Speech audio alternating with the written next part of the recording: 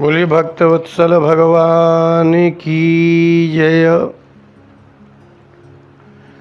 अव्याकृत विहाराय सर्वव्याकृत सिद्धये ऋषिकेश नमस्तेस्तु मुनये मौनशीलिने।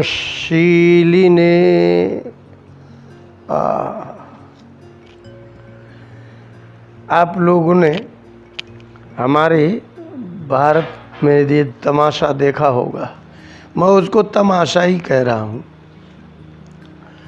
मंदिरों में इतनी भीड़ है, ब्राह्मणों के यहाँ इतनी भीड़ है।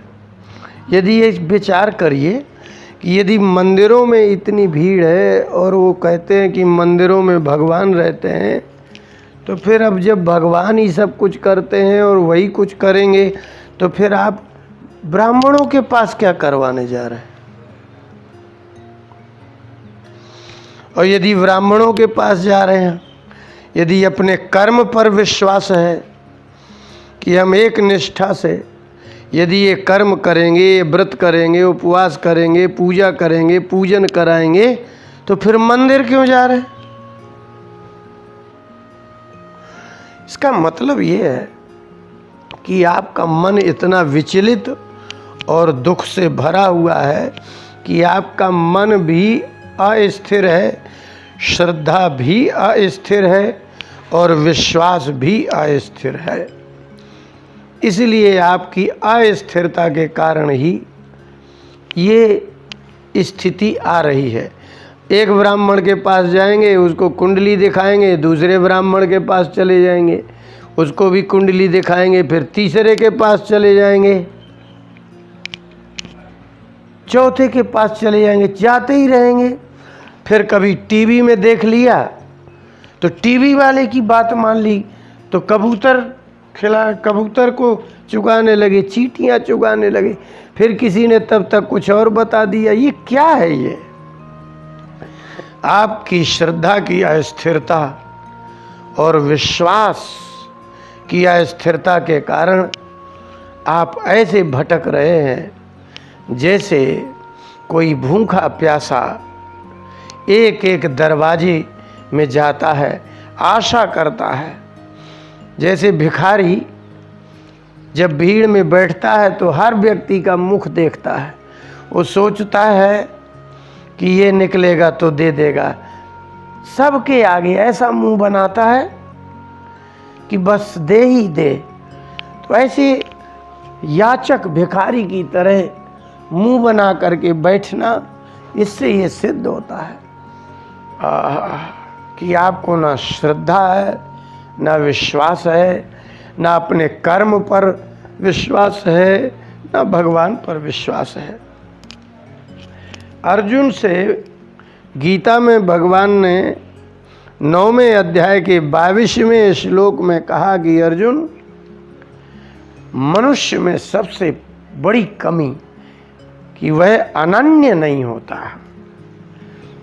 अनन्यास चिंतयन्तो माम ये जनाः पर्युपासते तेषां नित्याभियुक्तानां योगक्षेमं वहाम्यहम्।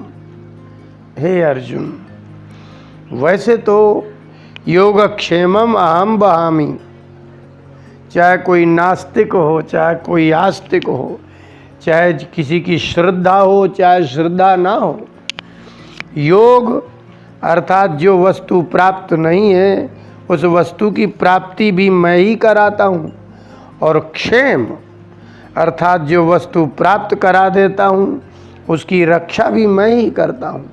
शरीर की, धन की, उसके परिवार की, कुल की, मन की, बुद्धि की, सब की रक्षा मैं करता हूँ।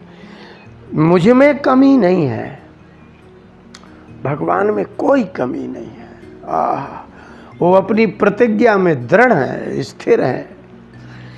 लेकिन उन्होंने कहा कि अर्जुन, अनन्याः, अन्य माने होता दूसरा, और न अन्यः इति अनन्यः, जो दूसरे का भरोसा ही नहीं करता उसी का नाम अनन्य है। ऐसा कोई व्यक्ति हो जिसको मेरे अतिरिक्त किसी का, अन्य का भरोसा ही ना हो, और फिर ऐसे ये जनाः, ऐसे जो मेरे भक्त हैं, वो माम चिंतयन्तः, वो मेरे ही चिंतन करते हों, और ये चिंतन के साथ ये भी हो कि ऐसा नहीं कि थोड़े दिन तक आपत्ति दूर नहीं हुई, दुख दूर नहीं हुआ, अरे बोले भगवान तो सुन ही नहीं रहे, ले वो आगे बढ़ गए, किसी और का करने लगे। नहीं, वो कहते हैं दुख दूर हो चाहे ना हो, कितने भी घोर से घोर आपत्ति आ जाए, पत्नी समाप्त हो जाए, पुत्र समाप्त हो जाए, धन यश प्रतिष्ठा समाप्त हो जाए, कुछ भी नष्ट हो जाए, तो भी वह अन्य के द्वार पर ना जाए, उसको अनन्य कहते हैं। जैसे आपका कुछ नष्ट होता है तो आप उस व्यक्ति का ही त्याग कर देते हैं, चाहे वो रिश्तेदार हो, चाहे परिवार का व्यक्ति हो, चाहे घर द्वार, कोई भी, कितना भी इष्ट मित्र हो, यदि वो आपको हानि पहुंचाता है आप उसका त्याग कर देते हैं। कोई वस्तु हानि पहुंचाती है तो त्याग कर देते हैं, क्योंकि आपको अपने आत्मरक्षा में इतनी दृढ़ निष्ठा है कि अपने लिए आप दूसरे के प्राण भी ले सकते हैं। इसको कहते हैं अनन्यता। आप अपने प्राणों की रक्षा के लिए अनन्य हैं। आप पत्नी, पुत्र, मित्र, परिवार, रिश्तेदार की रक्षा तभी तक करेंगे जब तक आपके प्राणों पर नहीं आ जाती। तो सबसे प्रिय कौन कहलाया फिर? शरीर, अपना शरीर कहलाया। किंतु अब शरीर में भी कैसा कुछ हो जाए कि आपको डॉक्टर कहे कि अगर ये पैर नहीं कटवाते तो आप चले जाएंगे, तो फिर आपको पैर भी प्रिय नहीं है तो आप पैर भी कटवा लेंगे। इसका मतलब है कि अनन्यता तो जीवन की है। हम जीवित रहे, भले हाथ पैर कट जाएं, हमारे दोनों पैर कट जाएं, हम असहाय हो जाएं, दूसरे के अधीन हो जाएं, फिर भी आप जीना चाहते हैं, इसका नाम है अनन्यता। अर्थात सब कुछ नुकसान हो जाने पर भी जो अपनी चित्त वृत्ति का परिवर्तन न हो सके, उसका नाम है अनन्यता। ऐसे थोड़ी आप क्या नहीं त्याग देते हैं, सब तो त्याग देते हैं। आहा, भगवान ने कहा ऐसा कोई जन हो, ऐसा कोई मनुष्य हो जो अनन्या माम चिंतयन्तः, वो चिंतन कर रहा है, सब कुछ नुकसान हो जाए, सब नष्ट हो जाए, फिर भी वो अन्य के पास ना जाए। तो बोले ऐसा अभियुक्त हो, नित्याभियुक्ता नाम तेषाम। अभियुक्त का अर्थ अपराधी नहीं होता। हमारे अभी कुछ हिंदी के अज्ञानियों ने ये सब मुगल साम्राज्य और अंग्रेजी साम्राज्य चले जाने के बाद, जैसे मोदी जी ने दिव्यांग को विकलांग कर दिया है ना, दया को घृणा कर दिया लोगों ने, ऐसे ही अभियुक्त का तात्पर्य है अर्थात लगा हुआ, निरंतर क्रिया करने वाले व्यक्ति, विश्वास पात्र, विश्वास करने वाले भक्त को अभियुक्त कहते हैं। अपराधी को अभियुक्त नहीं कहते, लेकिन इन लोगों ने अपराधी के अर्थ में अभियुक्त कर दिया। भगवान कहते वो निश्चिंत हो जाए तो तेषाम नित्याभियुक्ता नाम, ऐसा नित्य निरंतर सदा लगे रहने वाला व्यक्ति यदि मुझ में मेरा चिंतन करता रहेगा तो फिर उसको कुछ करना नहीं है। वो क्या हो जाएगा? बोले वो हो जाएगा बच्चा, मैं हो जाऊंगा पिता। तब योगक्षेमम भाम्यहम्, योग का तात्पर्य है जो आवश्यक वस्तु है उसको प्राप्ति कराना मेरा काम है, और क्षेम अर्थात फिर उसकी रक्षा भी वो ना करे, उसकी रक्षा भी मैं ही करूँगा। कितनी बड़ी गारंटी हो गई। मतलब आपको कुछ कर नहीं, आप 6 महीने के बच्चे हो जाइए, जब आपको भूख लगेगी तो दूध माँ ही पिलाएगी, कपड़े माँ पहनाएगी, मल मूत्र आदि सब कुछ वही साफ करेगी। तो जब सब कुछ हो जाएगा तब जो है आप समझ लीजिए कि इसी का नाम तो है अनन्यता। ये नहीं कि एक ब्राह्मण से दूसरे को दिखाया, दूसरे से तीसरे को दिखाया, तीसरे से चौथे को दिखाया। ये क्या है? इसको कहते हैं उद्विग्नता, इसको कहते व्याकुलता। आपकी अस्थिरता, आपकी श्रद्धा की अस्थिरता, विश्वास की अस्थिरता होने के कारण ना तो आपको भगवान पर विश्वास है, इसलिए भगवान पर विश्वास होता तो आप मंदिर के बाद कहीं दुख दूर कराने के लिए नहीं जाते।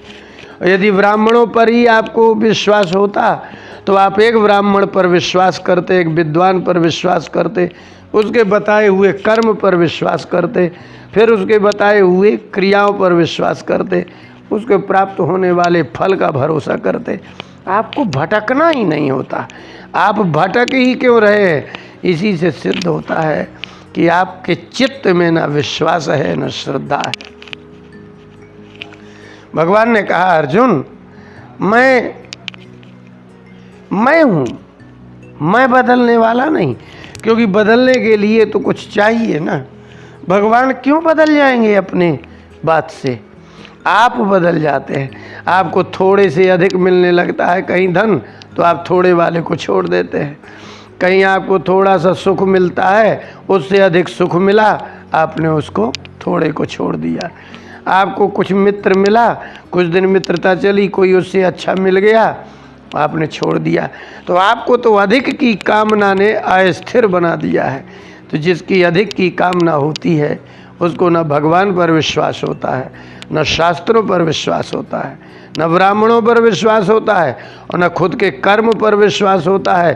तो फिर आपको फल मिले भी तो कैसे?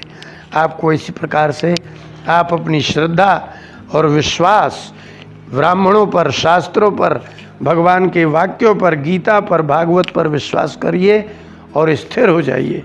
बोले वृंदावन बिहारी लाल की जय।